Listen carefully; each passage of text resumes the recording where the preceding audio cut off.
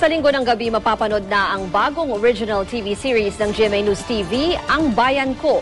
Tampok sa seryeng ito ang buhay ng isang mayor at ang kanyang hindi birong responsibilidad at panata sa bayan. Nagbabalik si Joseph Moro. Mga taong nasa gitna ng malaking baha, bitbit ng anumang mahagilap, humihingi ng saklolo. Nasa bingit ng kamatayan dahil umano sa illegal logging sa kanilang lugar. Hindi ito tunay na buhay, kundi isa sa mga eksena sa bagong original TV series ng GMA News TV, Ang Bayan Ko.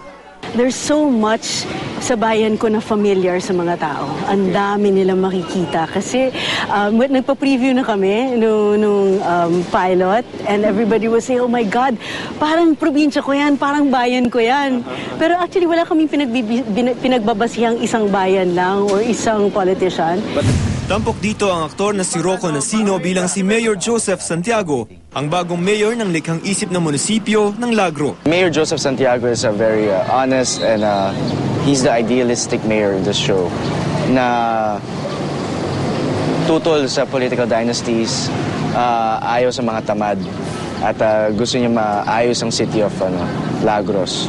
Babanggain ng karakter ni Rocco si Governor Antonio Rubio na gagampanan ng batigang aktor na si Pen Medina, pinuno ng political dynasty sa probinsya ng Sibilan. Sir, would you say that your character is the average politician? Oo, typical. Hindi lang average, typical na... Character niyo dito, the people will love or hate? Ewan ko kasi yung nag-away kami nung anak ko, medyo parang naging emosyonal ako eh. Naapektuhan ako doon sa mga sinabi niya na nakarumihan nung ginagawa ko sa administrasyon. Pag-administrasyon, pamamahala ako. Baka medyo maawa yung tao ron. May puwang nga kaya ang isang taong may malinis na intensyon sa gobyerno. Ang ilang eksena sa Bayan Ko naranasan na marahil ng ilan, katulad na lamang ng eksena sa pagkuha ng business permit sa munisipyo. Sarado na eh. Ang kulit-kulit itong isang to eh. Sabi ni Rocco, napagtanto niya na ang buhay politiko hindi biro dahil sa laki ng responsibilidad na nakaatang sa mga halal ng bayan. After doing this role, do you want to be a politician? I realize no. Really? Definitely no. Bakit? Di biro eh. Hindi biro. Mahirap talaga yung trabaho na to and the responsibility. It's very, very heavy. It's a big responsibility. Pero ang pamamahala ay hindi lamang nasa kamay ng mga nakaupo kundi pati na rin sa mga bumoboto. Mahirap eh. No? Kahit sabihin mo, o kailangan mulat tayo, piliin natin yung mga kandidatong may malinis na puso, may tapat na hangarin para sa taong bayan.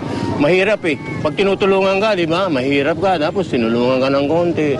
Tapos sa ano ha, huwag mo kalilimutan. Corruption is so ingrained in so many levels in all over the country, whether it's local, national government. At kailangan mabago yun at unti-unti eh. May mga lugar na nagsisimula na ng change. Dahil sa huli, ang klase ng gobyernong meron tayo ay ang klase ng gobyernong pinapayagan natin.